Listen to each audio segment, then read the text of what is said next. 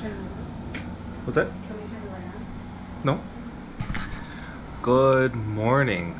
So got done walking the dog, drinking my morning caffeine, getting ready to clean the Velar so we can go out a little later today. Have a delivery around noon. We do remote deliveries, so we don't even meet most of our guests. I think we've done probably close to 170 trips at this point, definitely over 160. I haven't looked at the number recently, but the majority of them, yeah, we don't even meet them, and that's partially, you know, due to COVID, partially due to the fact that we need flexibility in our scheduling. So we highly recommend doing remote deliveries as often as possible. All right, we're heading down to the parking garage to clean the Velar. Say hi. She's got the vacuum. I highly highly recommend investing in a really good vacuum. Handheld, battery powered. This is our little diaper bag full of cleaning supplies. Obviously you need microfiber towels and all-purpose cleaner and disinfectant and all that fun stuff, especially these days. If you're in Hawaii, I highly recommend a fine brush to get sand out of little crevices. Yeah. If you live in Hawaii, obviously, like she said, or anywhere close to a beach, you're that is a must. And the thing about sand, there is no easy way. Like trust us. We've tried to find any like shortcut to getting sand out of, you know, the carpet, or just the floor in general, because we actually switched to all weather mats, but it literally it's hard work. Yeah, so sorry, no secret tips on that.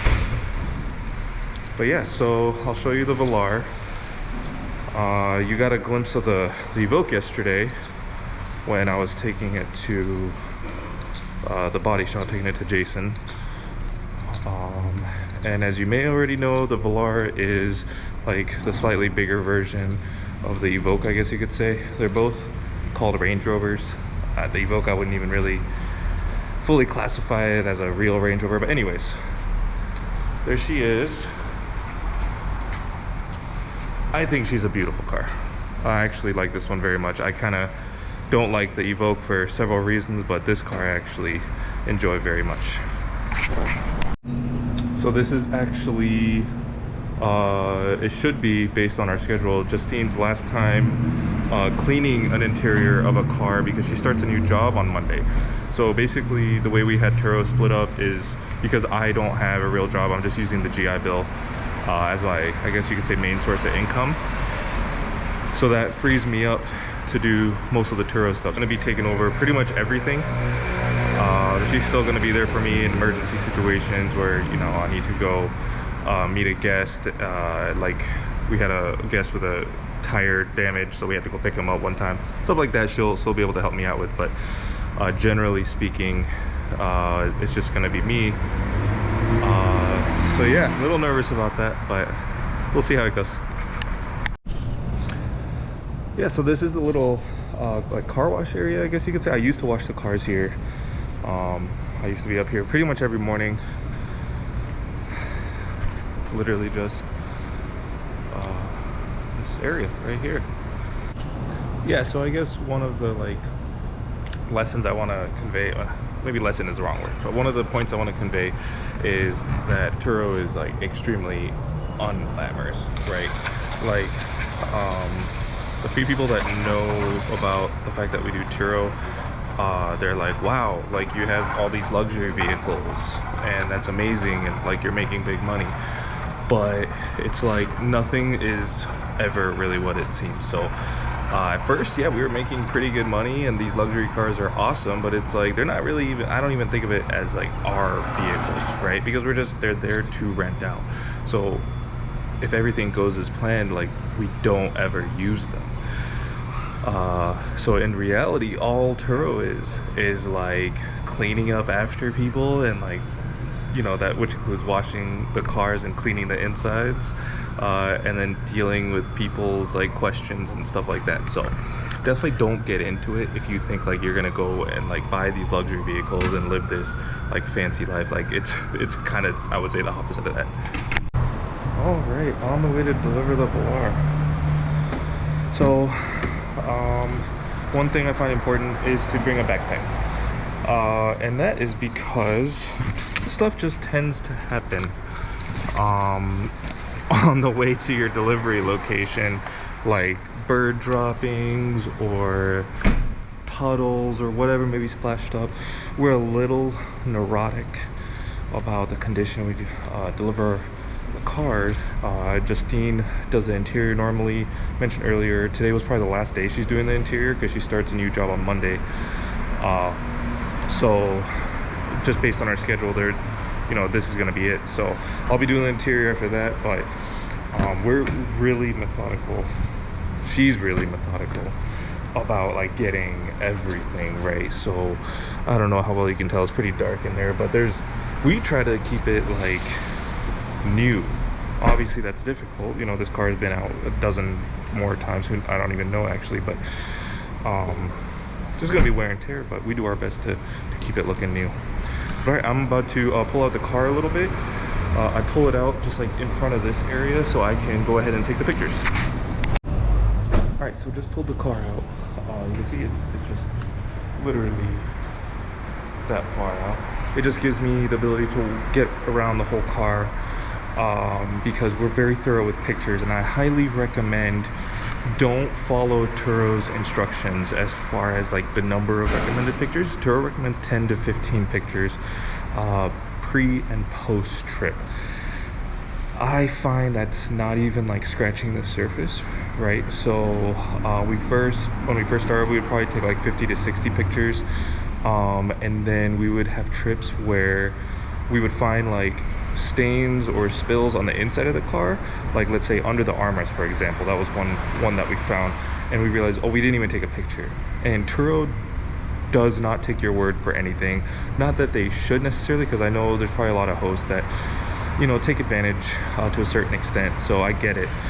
But if you don't have a picture of it, it doesn't matter what the condition was prior to giving it to the guest.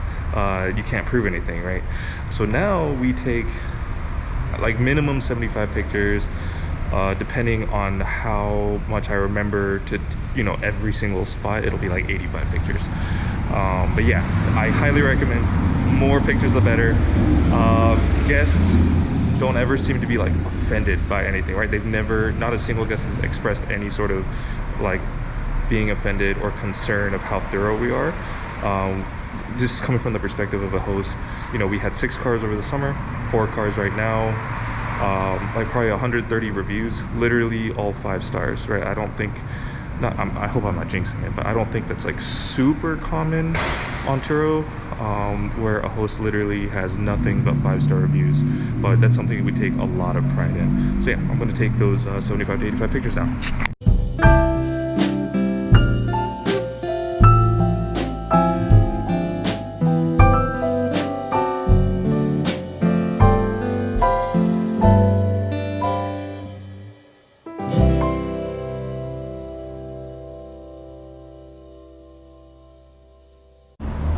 Okay, so as you can see, like I mentioned, hopefully that can focus, it says 10 to 15.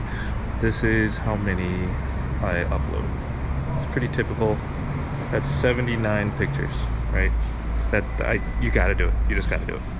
I consider it super important to find a gas station close to your delivery location.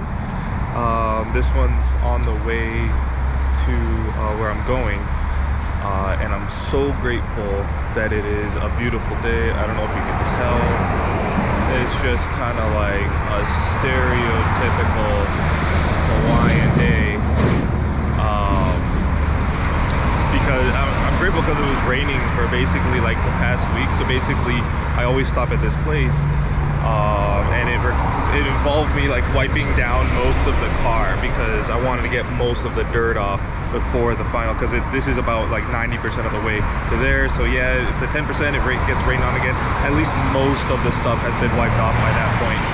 But I don't have to worry about that today, which is amazing. I just do one last once over and then keep on going. So even though Turo is frustrating a lot of the time, one thing that I super enjoy about our Turo operation are the cars we chose. So I'm in the BMW convertible. It worked out where this car was dropped off yesterday, returned yesterday at the same location that I was delivering to today. So I just went ahead and switched cars basically, and I'm on the way home. Yeah, but love this car. Doesn't get better than this. Alright, so I am parked on the top of my condo's parking garage so that I can get some good sunlight while I inspect the car that I just picked up, the BMW convertible. It's a 2021. It's got that controversial big grill that people say look like buck teeth. Luckily it's in black, so it kind of hides that a little bit. Yeah, I come up here. This is not where we park the car, but I come up here before I go where we actually park the car so that I could use the light to get a really good look at the car, you know, to see if there's any damage or anything like that. One thing I don't think I mentioned earlier regarding drop-off is that once we drop off the car, you know, we leave the keys, the parking ticket. We actually provide cash enough for like a 24-hour period, just in case their flight is delayed, or if we even have to like drop off the car earlier than anticipated. So enough cash to get out of the parking garage. We leave, you know, macadamia nuts. We think that's a nice touch. We buy them from Costco. I think on average it's maybe like $5 a cup it comes out to, roughly. So it's an expense where I think it's more than reasonable. And then we include a little packet of, like, I guess you could say instructions, just basic how to turn on the car, how to put it in drive. With a convertible, it's a little more in-depth because the top, like how to operate that, and it has a few more things that just come along with it being a convertible. And then also like return instructions, and then our information, all in this packet. It's anywhere from 2 pages, the shortest one we have. I think the convertible one is like 5 pages, maybe 4 or 5 pages, but got pictures and everything. That's why it's so long. So one thing you might have noticed that I glossed over was the actual delivery of the Velar. There's obviously no footage that I have for the parking and discussion of how I handle the whole actual delivery process. That's because the location we deliver to most of the time is actually you're not authorized to conduct business on this site. So if you haven't picked up on what that location is already, it's a very, very common location that people pick up cars from. You probably get it. So the thing is, we find it key to be inconspicuous. So basically have everything in line, park the car, and just leave the car like you would be normally, except I do take pictures and I test the phone app. So that's one thing I'll go over. So we recommend picking cars that have phone apps that allow you to unlock and lock the car remotely from anywhere. This is key because you don't want to use a lockbox. A lockbox attracts negative attention. We do have lockboxes in every one of our cars as a backup.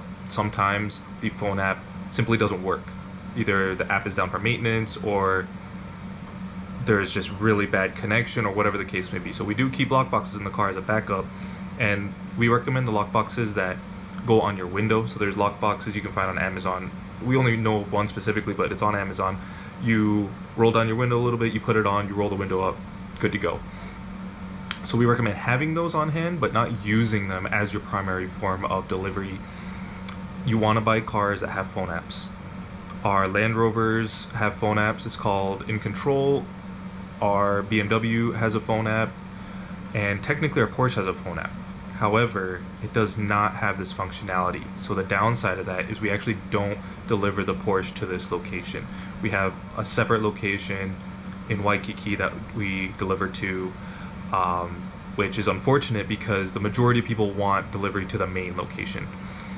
So that's something to keep in mind. If you want to take the chance with the lockbox and attracting that negative attention, not just from law enforcement potentially, but from people with bad intentions, there have been a lot of break-ins reported at this location. That's something you're going to have to consider. And we did do it, you know, for a while with the Porsche, not really thinking about it, but we did have a confrontation, not a confrontation. We did have an interaction with law enforcement that they informed us of the situation, that it was not allowed, and from then on we didn't deliver the Porsche there anymore because of that negative attention. So it's something to keep in mind.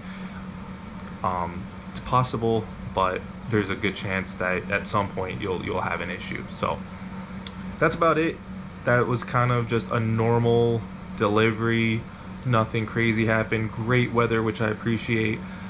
Yeah, just pretty much take the car to the car wash, clean the interior of the car, and drive it to the location. And you got to make sure, you know, you have the pictures and the messages and all that stuff. That's all extremely important. All those little details, because they're going to bite you in the butt later. Let's say you don't have pictures. You know, we've had people try to say, oh, the accident wasn't my fault, and we just show them the pictures. Simple as that. Oh, just one thing I've been neglecting to do that people have been telling me I gotta do. Please, any likes and subscribes are super appreciated. Obviously, just starting out, very, let's just say, messy right now. But any support is super appreciated. Thanks. Yeah, that's about it. So yeah, thanks for your time. Thanks for sitting with me. Have a good one.